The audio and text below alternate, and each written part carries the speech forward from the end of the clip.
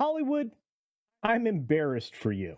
You should be very embarrassed, in fact. January and February, although not big months, usually throwaway months in the calendar as far as film debuts go, this is probably one of the worst, if not the worst, opening January and February ever. And you had a supposed superhero film mixed in there that is really what we're here to talk about.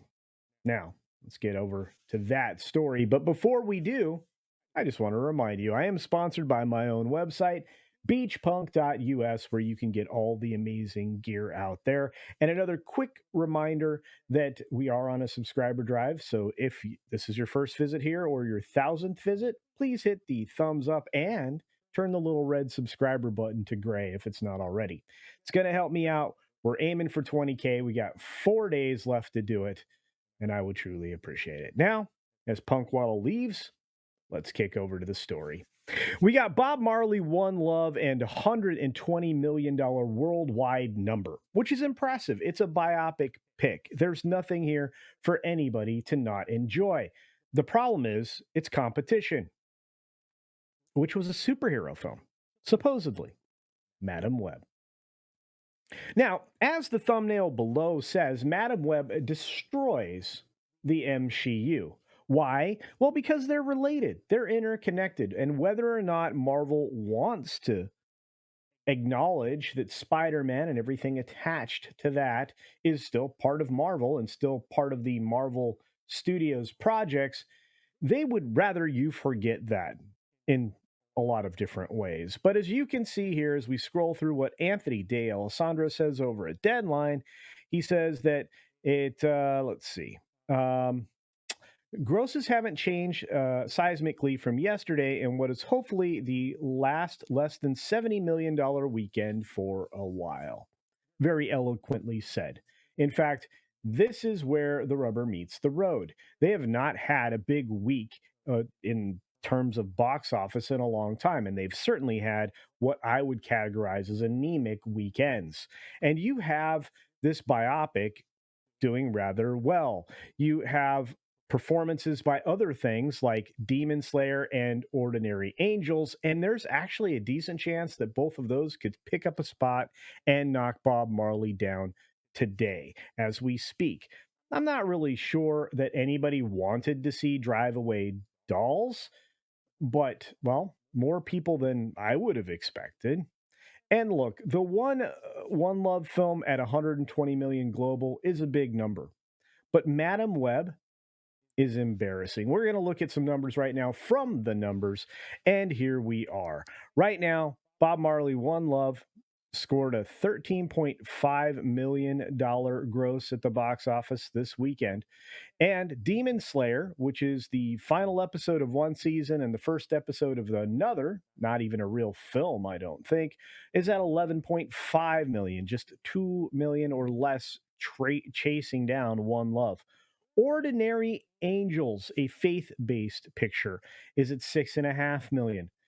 That's insane.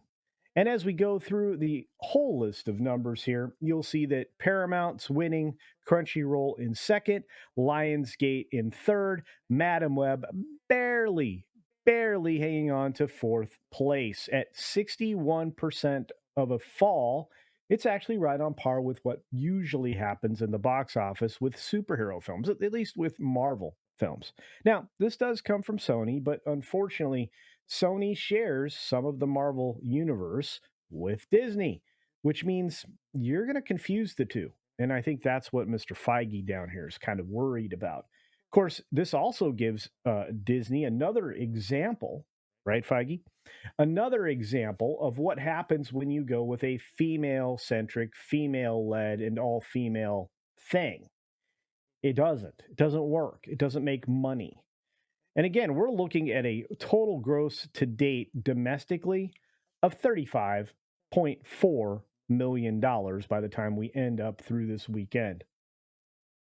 That's 2 weeks plus, folks, because remember, this started back on Valentine's Day, which means they got several bonus days mixed in. Now let's look at what we're looking at in total globally for Madam Web. $61 million globally. Now, those international numbers are going to tick up because they're likely to come in line with what we saw at the domestic box office, maybe elevating this to about 71 to 75 million dollars for the whole weekend to bring it to the grand total since release of about 70 million, 75 million dollars. Dismal. And the performance chart isn't really helping things. We don't have the magical sadness area here, but we do have a pretty decent and relative performance to what it's ranked as far as all time domestic box office and where it is right now in the top 2024 movies at domestic box office. It's in fifth place. We haven't had that many films released. We certainly haven't had very many good films released. But it's not even in a good category for spin-off movies at 30th. Anyway, when we look over the numbers and the 12 days worth of release through Sunday the 25th, which is the day we're talking about this, and it only scores 1.7 million. Of course, that's an estimate. It's a projected number, but it's still not doing all that well. We're looking at like I said, a $432 per theater average. That's not very many people. That's like what, 12, 16 people, maybe? No, actually more than that. But what was the average total in the theater? Let's see.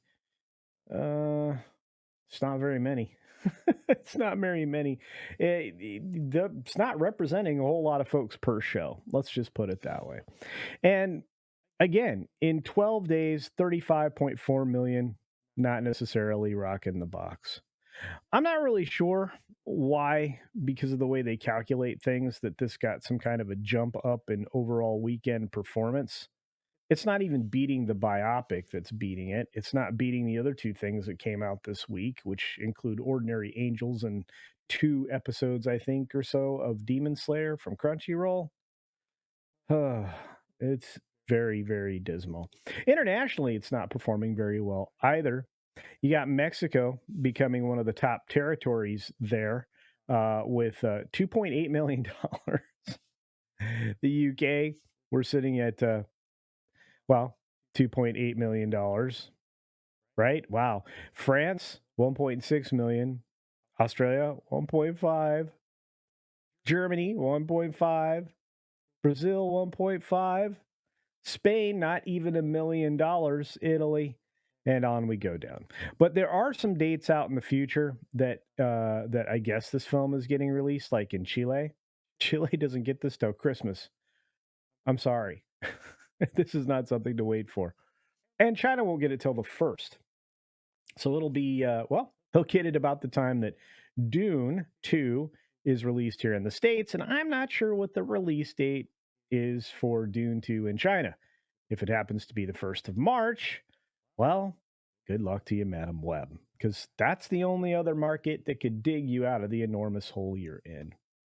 This thing's a failure. It's quite possible it doesn't cross the threshold of 100 million, and if it does so, it will be limping over that line. It's going to lose $100 million at least, if not more. And I couldn't think of it happening to a better film. But if you're interested in my thoughts about this film going in to a very first appearance of this character before we even saw frame one of this film, you can check that out right up here, where I mentioned that it's flopping before it even came out. Anyway, what are your thoughts? Do you think this film has a chance of bouncing back? Do you think it's going to cross the $100 million line? And are you surprised at all about what this box office weekend looked like? I'm just curious. Let me know your thoughts down in the comments section below. And also, I'm going to warn you, if you're watching this on Sunday, the 25th, I will be recording my review for Dune Part 2 in the middle of the night. So set your watches to check out my review of Dune Part 2 on Monday, the 26th. On that note, be sure to take care of yourself, take care of others, and until next time, see ya.